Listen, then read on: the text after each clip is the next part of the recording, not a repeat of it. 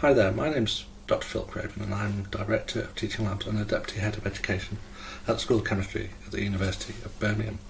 And in today's talk I'm going to talk to you a bit about a new initiative we put in place for our Year 3 labs, which we described as mini projects and could be described as cure-like lab projects that we hope are increasing our students' learning.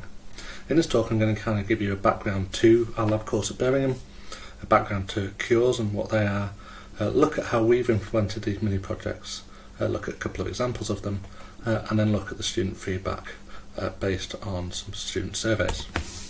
So the lab course at Birmingham takes place in the CTL, the Collaborative Teaching Laboratory, which you can see from the outside at the top and the inside of our labs at the bottom here. This is a new facility that opened for the 2018-2019 academic year, and with that move we got a completely new timetable for our labs, which you can see laid out on the left hand side here. So it's 1 day per week per student in the lab across the first 3 years of our undergraduate degree course. And this led us to do a major revamp of our lab course, made us think we've got more time now with our students, what can we do to improve the lab course for them. And we realised that our current lab course was set up purely to look after the master students. You know, of all the people we produced out of the lab, the master students are the ones we were kind of thinking about. And we weren't thinking about, especially this group here, the non-chemistry graduate students who are coming out with a BSc and then moving on to something like finance or anything like that. And what we realised, the lab course focused so much purely on practical skills, you know, being able to do chemistry in the lab, but not thinking about these research skills, which are ones that are much more transferable across a broad range of career pathways. And so we redesigned the course to start off with practical skills, before in second year starting to move across into research skills, so that in third year we were purely looking at their research skills, obviously underlined by a really strong practical element. And so building this picture of what our lab course should look like.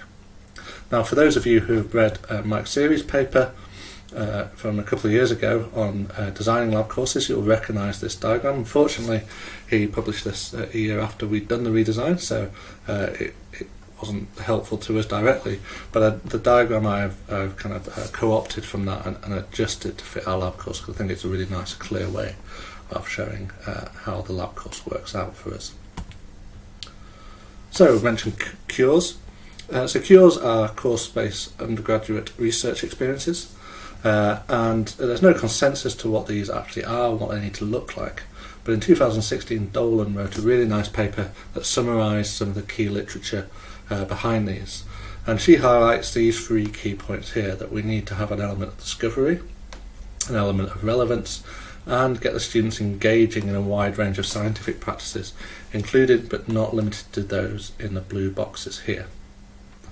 Now, cures have been shown to have lots of advantages, some of which are very clearly shown, some of which are maybe more postulated at the moment, but they can be badged under 5 key areas. So first we have cognitive gains, which is where we're increasing content knowledge, improving understanding of the nature of science. We've got psychosocial gains, so that's the individuals increasing their confidence and project ownership and things like that. Behavioural gains, where we see more students staying within science, pursuing research opportunities, etc. Affective gains, so that's just being more motivated in general for the student, and also it allows access to students from a more diverse background. If you want to do some more reading on cures, then here's just 4 starting points for you. As I said, Dolan's 2016 kind of summary paper is a really good one to start off with, and it's got plenty of references for you to dig a bit deeper if you want to. So our mini project lined up looking like this. So as mentioned in an earlier slide, we got the students for 1 week at a time in the lab. And these 4 weeks are spaced over the year, so we have week 5 of semester 1, week 9 of semester 1, week 7 of semester 2, and week 9 of semester 2. And we break it up so they do 2 1-week mini projects in first semester, followed by a 2-week mini project in second semester. And so we think by providing 3 mini projects rather than just 1 long one, what we're doing is giving students a chance to learn as they move through the mini projects, and also allowed them to experience a wide range of chemistry through these modules as well. In terms of assessment, everyone is split into two. We have a supervisor mark, which is based off the supervisor mark they do for their master's project, and then a report element.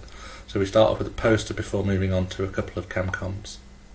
So to support these activities, we have a series of workshops. So we have writing workshops to support the ChemCom submissions, posters they've done extensively in year 2, so they have all their previous support from that year, and then we do a workshop at the start of the year that supports the supervisor mark concepts, get them thinking about what good research is and how we will be assessing that. So now on to a couple of what I think are really nice examples of mini projects we put in place. So the first one is looking at critical Micelle concentrations, and in particular, can we use benchtop NMRs to determine critical Micelle concentrations, and are they any better than the traditional techniques such as conductivity or UV-Vis? So we've got some real student data here, and you can see on the left hand side this student showed that using T1 or T2 relaxation times can work quite nicely to give approximations of critical micelles for 2 different surfactants. And in fact, for DPC, their T1 relaxation was the closest to the literature out of all the methods they tried. This is a separate student who we can see the graphs for here, so we can see the nice inflection points on the graphs for conductance and UV-Vis to show where the critical micelle concentration is. On the T1 relaxation, we see a nice inflection point again, but what we actually get is a second inflection point at a higher concentration. And what Dr. Britton, who's the academic in charge of this mini project, thinks is going on here is that we're seeing a phase change in the micelles that's not picked up by the traditional methods of conductance and UV-Vis. You can see these both have 1 inflection, this has 2 inflections. So that's some really nice kind of novel results that have come out of that we need to investigate. The second one I want to talk about is the upcycling of plastic waste. So this is working off Professor Andrew Dove's work on recycling plastics, where he chemically breaks down the polymers into constituent parts to either make feedstock chemicals or to then repolymerize to make polymers that are just as good as they started out.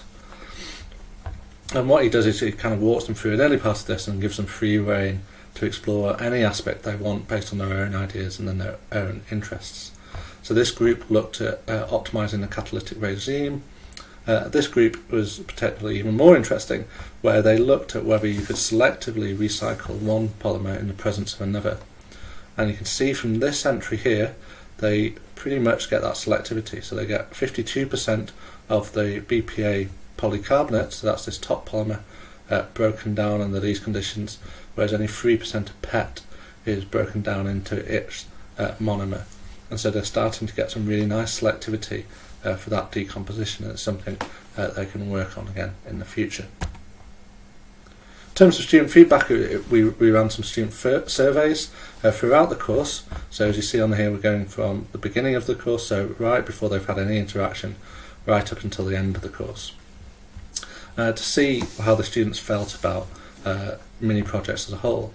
And these 2 graphs show that as we go through the course, the students increase their confidence in understanding the skills required to work on a project and to be a good researcher. So you can see these green areas increasing as we go along. So that's really key, that the students are gaining understanding of those skills. To go alongside this, their confidence in doing project work increased. So again, you can see the increase in the green numbers as we go through the course. But what's really nice is this doesn't actually come from the mini projects seeming easy.